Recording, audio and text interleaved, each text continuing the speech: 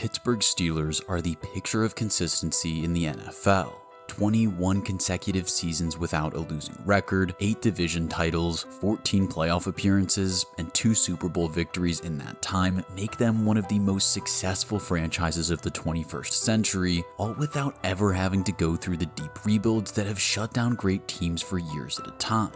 Now, even while staring down the barrel of a rebuild, they've constructed a team that is primed to make one glorious run at Super Bowl 60.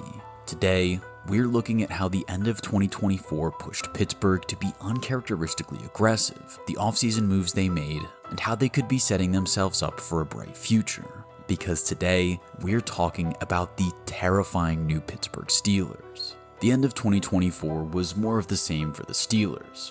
After moving on from quarterback Kenny Pickett, their heir apparent to Ben Roethlisberger, the stopgap Russell Wilson couldn't maintain momentum as the season rolled on. The defense lived and died by TJ Watt's health, and after a 10-3 record that was their best through 14 weeks since 2020, they lost their final 4 games in a row to fumble away the division title and home playoff game.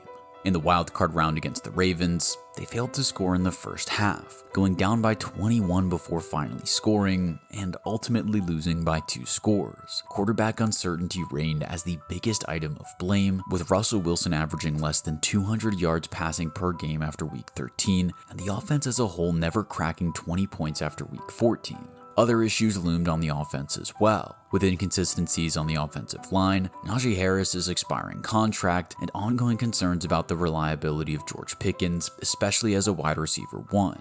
On the defense, youth in the secondary provided a high ceiling, but needed a boost, while veterans Cam Hayward and TJ Watt continued to anchor the unit. That said, opponents did score at least 4 total touchdowns in 3 of their last 4 games, which falls squarely on the defense as a whole. And all of those concerns tie back to Mike Tomlin, a legendary head coach who has often been a scapegoat for Steelers fans, as critics began to dismiss his expertise and culture-building prowess, saying that he has only kept his job thanks to the constant non-losing seasons. Needless to say, Pittsburgh entered the 2025 offseason with plenty of questions. It was expected to be one where the team finally accepted the need to take an off year from contention, no quarterback on the roster, and a fresh, young defense. If they took a rookie QB and spent a season rebuilding around him, maybe one bad season could turn into a new dynasty for Pittsburgh. Instead, they've gone all in. And at least for 2025, they've created a truly terrifying team that could make next year's rebuild easier. Looking at the completed picture, just a few weeks from training camp, they've woven together a series of moves that have retooled almost every single one of their position groups, and while the team looks entirely different, it seems to fit like a group of matching puzzle pieces. Starting with the move that was in the news for months, Aaron Rodgers officially joined the Steelers in late June for what he is calling the final season of his career. While Rodgers has been much maligned over the past few years for off-field behavior, his Jets tenure was greatly limited by his infamous Achilles tear, which limited him through parts of 2024. Once he got back to near 100%, however, flashes of the future Hall of Famer returned. His mobility came back in a meaningful way, allowing some of his legendary playmaking to resurface. And even in an offense that looked relatively lost, Rodgers threw nearly 4,000 yards and 28 touchdowns. If the Jets had had a more stable situation in the coaching space and front office, the skill was there with Rodgers to make something happen. And now, with an established coach-coordinator Aaron Tomlin and Arthur Smith, the stability should help turn down the volume and turn up the efficiency for Aaron. While trying to figure out their QB situation early in the offseason, the Steelers front office seemed to realize that George Pickens wasn't exactly making them an appealing destination for free agents. Between personality issues and his looming contract negotiations, they decided to ship him to the Cowboys for some future picks. But before they did so, they made one of the biggest splashes of the early offseason, trading for Seahawks receiver DK Metcalf. A similar player in profile to Pickens, Metcalf is much more proven, earning a massive $150 million extension after they acquired him.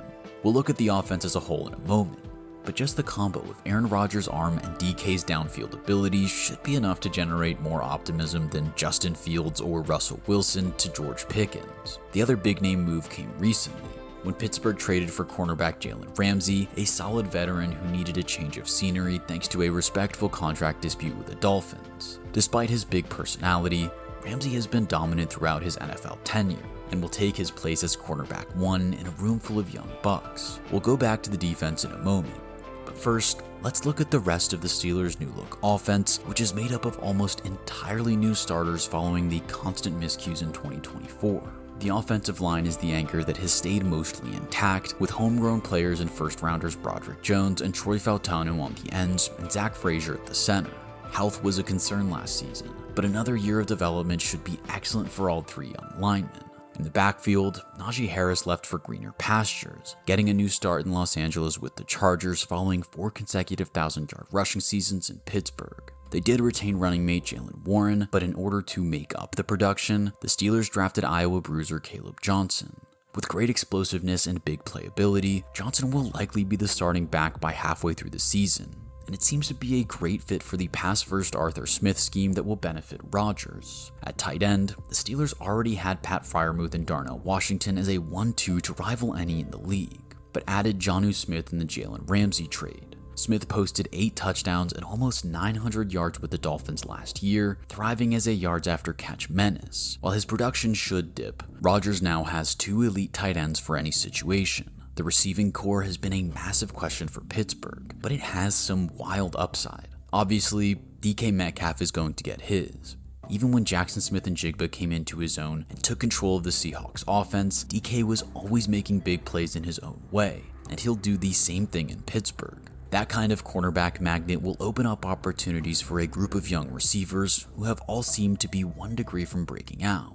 Calvin Austin III is a certified speed freak who has grinded his way into the starting rotation of wideouts and isn't going away without a fight. He should get serious touches as the slot guy, but the receiver most ready to take a step forward is Roman Wilson. Wilson was a 3rd-round pick following Michigan's title run in 2024, but only played 5 snaps in his rookie season thanks to ankle and hamstring injuries. Now fully healthy, and with a year of NFL training, his 4.4 speed and contested catch ability should make him a perfect complement to Metcalf, especially now that they've been in the gym together. Shifting to the defense, it looks to be even more interesting, although the formula remains the same. The world revolves around TJ Watt. As of the making of this video, Watt is in a rough contract situation with the organization, but it would be such a ridiculously stupid move to not pay him what he wants that we're just going to skip to the part where they do. When TJ Watt plays, the Steelers have always been a great defense, thanks to his inhuman ability to get to the quarterback. But while Watt will still be the focal point in 2025, he no longer has to do everything. For the first time in recent memory, the Steelers have assembled a real secondary. Joey Porter Jr. and Corey Trice have both been trending towards solid starters, and Pittsburgh made a series of moves to get them reinforcements against the pass. We already looked at the addition of Jalen Ramsey, and they signed both Darius Slay and Juan Thornhill in free agency. Both are older players past their prime, but assuming that they can play 70% of the defensive snaps, the group as a whole has incredible upside. Now, the loss of Minkah Fitzpatrick in the Ramsey trade certainly hurts, but moving on from his contract keeps the cap situation manageable, and the aging Fitzpatrick wasn't the game breaker in 2024 that he had been in the past. Thornhill is a solid 80% of his production with a much cheaper contract. The linebacker core stayed strong, adding Malik Harris to Patrick Queen and Peyton Wilson, a group that showed serious flashes during the team's hot start in 2024.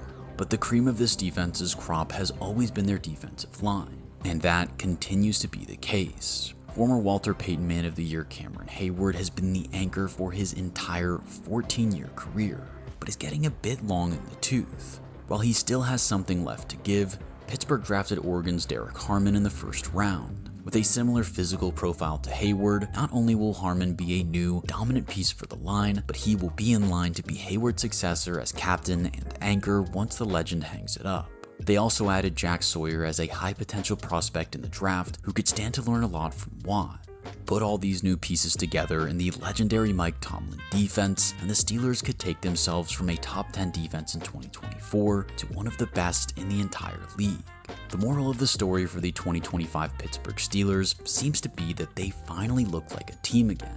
A group of guys who will all make each other better, with veterans who will mold rookies, and young studs who will challenge and support their older teammates. That is the winning formula that has worked for the most recent champions. The leadership of Patrick Mahomes and Chris Jones helped the Chiefs rebuild an entire defense with young guys and then dominate with said defense, while a veteran offensive line and Brandon Graham were the leaders for the Eagles. A good combination of elite veterans and promising young talent is how champions are made, and the Steelers finally have it all together.